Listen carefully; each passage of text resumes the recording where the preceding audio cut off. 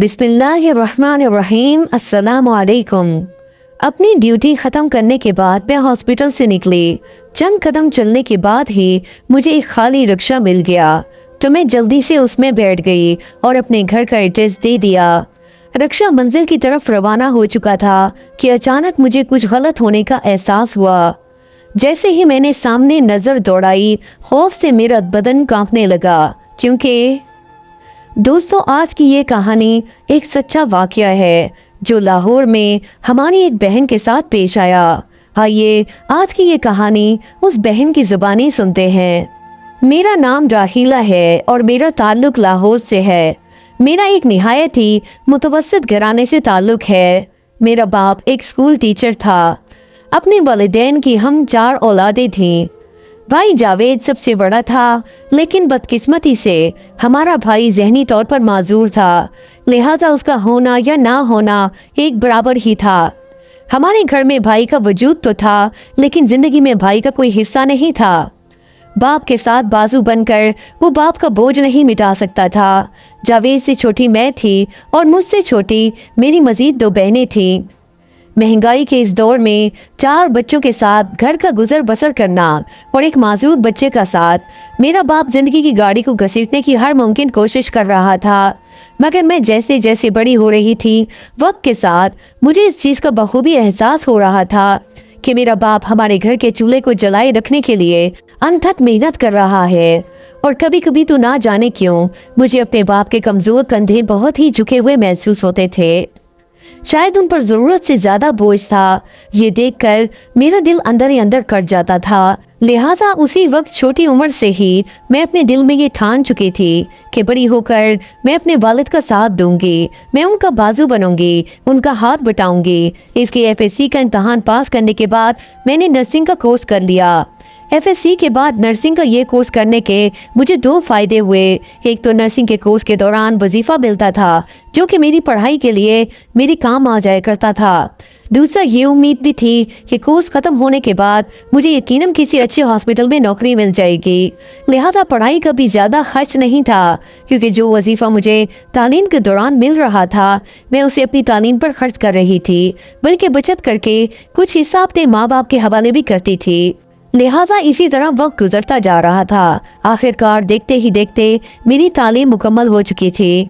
Nursing का course मुकम्मल हो चुका था। साल 6 माह बाद तो मैंने छोटे मोटे अस्पतालों में नर्स के तौर पर ड्यूटी दी और तजुर्बा हासिल किया, और उसके बाद सरकारी नौकरी के लिए दरख्वास्त भी दायर कर दी। और फिर शायद मेरी किस्मत अच्छी थी या फिर अल्लाह ताला को मेरे बाप के बूढ़े कंधों पर तरस आ चुका था। मुझे लाहौर के एक बड़े हॉस्पिटल में नौकरी मिल चुकी थी। तनख्वाह बहुत अच्छी थी, मगर ड्यूटी सुबह 9 बजे से रात 9 बजे तक थी, और एक हफ्ता ड्यूटी सुबह के वक्त लगा करती थी और अगला हफ्ता ड्यूटी रात के वक्त होती थी। इसी तरह तमाम नर्सेस की ड्यूटी बदल बदल के लगा करती थी।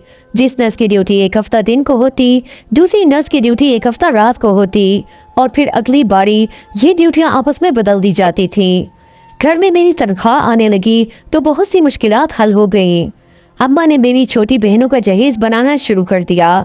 हालांकि अब्बा की ख्वाहिश थी कि पहले मेरी शादी कर दी जाए, मगर मैंने साफ इनकार कर दिया और अब्बा को साफ लफ्ज़ों में बता दिया कि मैं आपका साथ देना चाहती हूँ।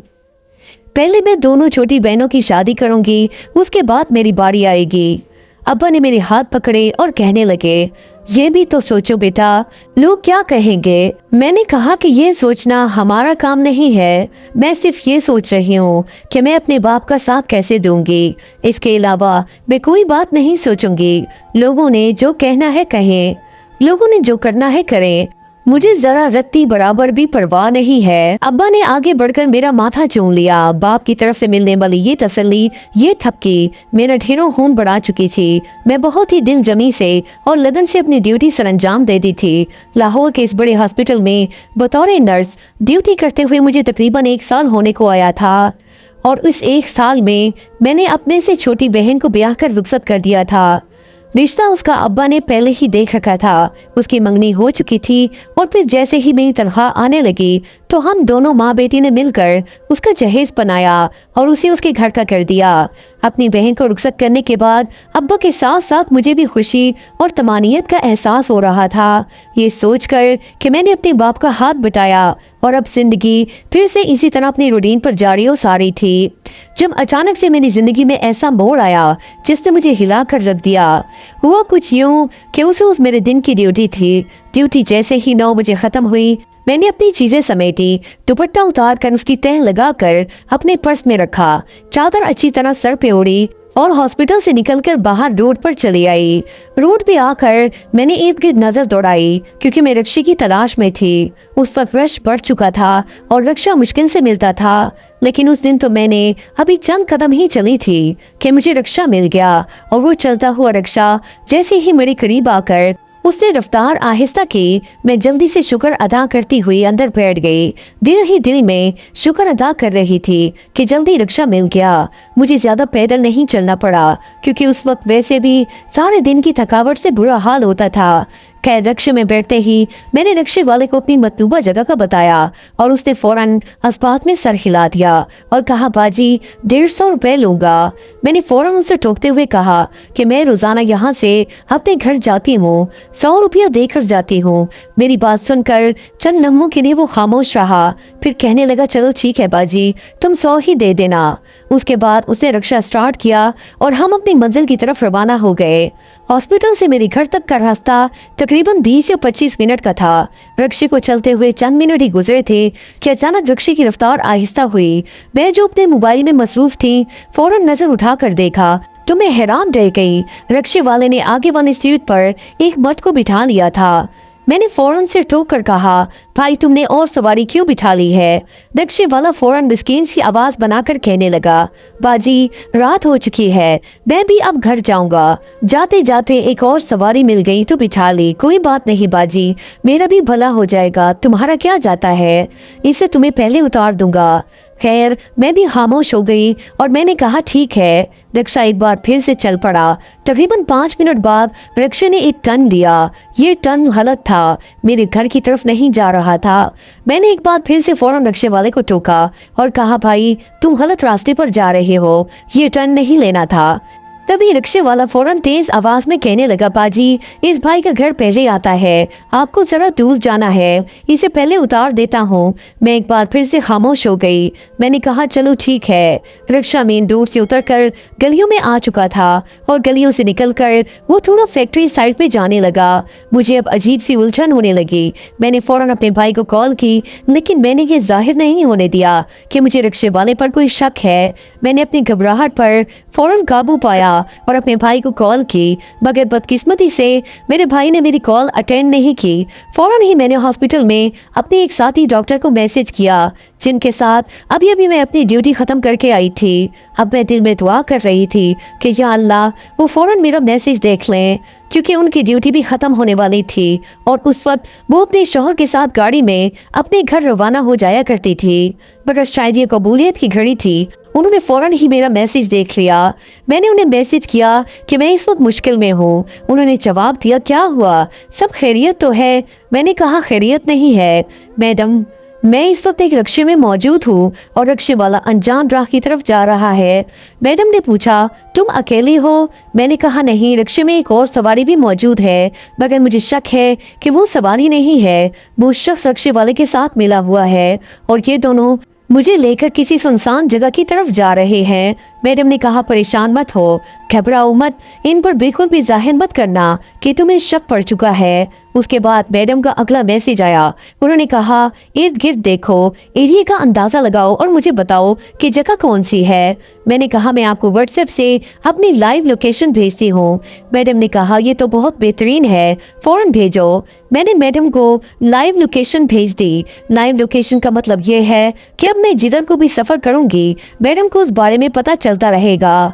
कुछ देर बाद रिक्शा खेतों के पास रुक गया।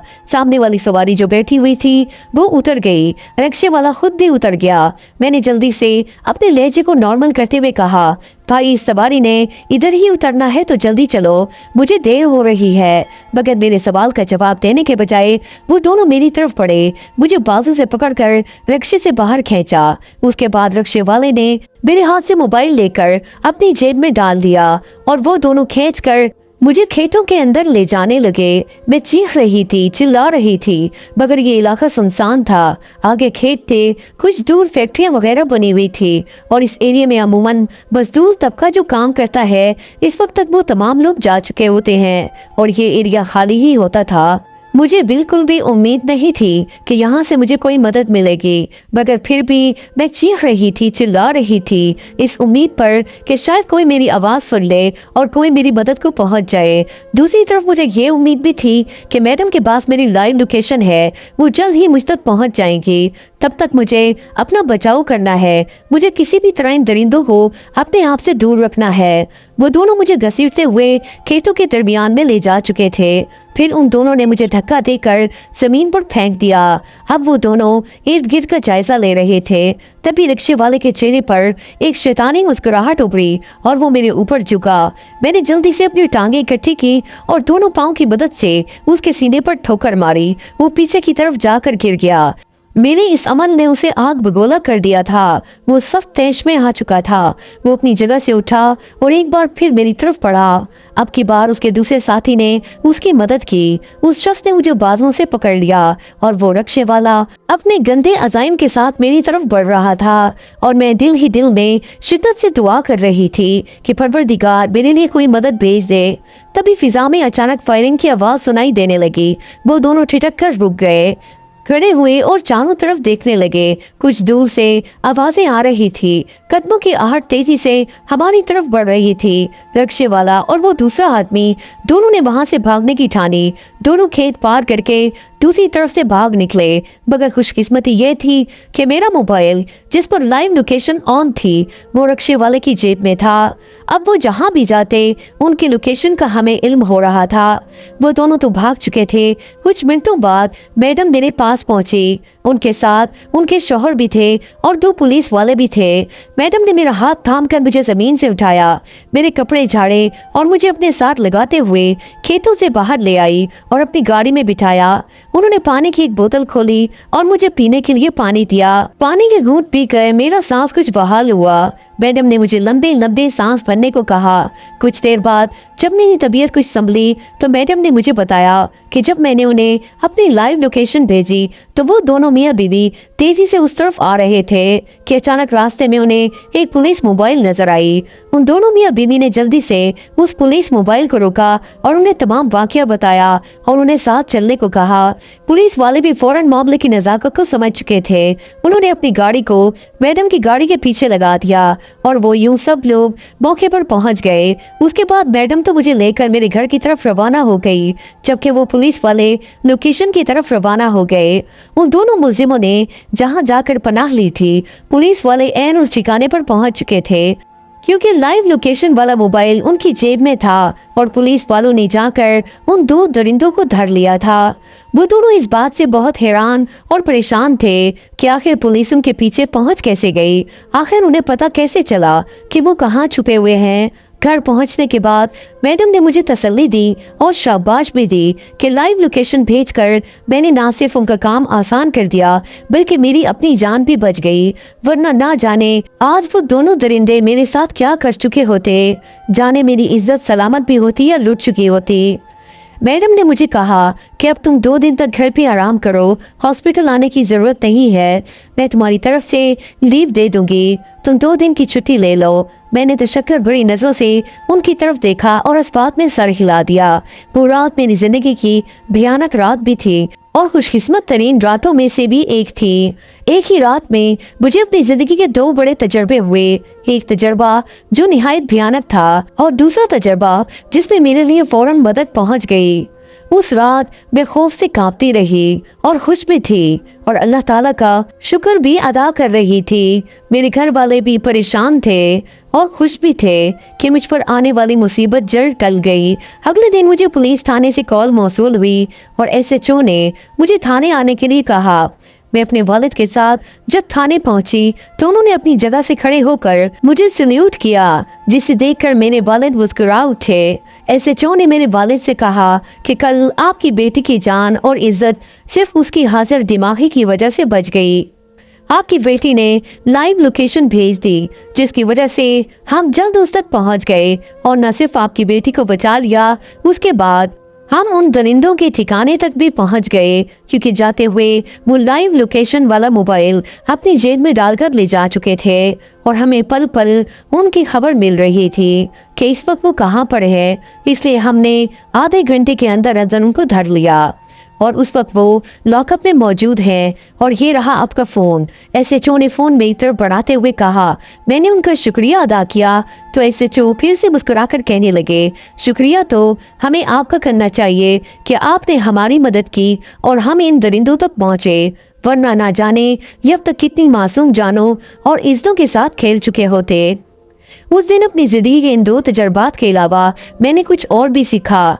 एक ये कि अपने हाथ में पकड़े हुए इस छोटे डिवाइस को अगर हम अक्लमंदी से इस्तेमाल करें तो ये बहुत बड़ी और फ़ायदेमंद चीज़ है। और दूसरी बात जो मैंने सीखी वो ये थी कि जब भी आपके प्यारों की कॉल आपके फ़ोन पर आए तो उसे इग्नोर करने की बजाय सुन लिया करें, क्योंकि हो सकता है कि दूसरी तरफ कोई किसी बड़ी मुसीबत में हो और उसे आपकी मदद की ज़रूरत हो। नाजरीन, अगर आपको आज की कहानी पसंद आई तो प्लीज़ हमारे चैनल मदीना वॉइस को सब्सक्राइब करें, बेल आइकन के बटन को ज़रूर प्रेस करें ताकि आने वाली तमाम वीडियोज़ के नोटिफिकेशंस आप सबको बर वक्त मिलती रहें।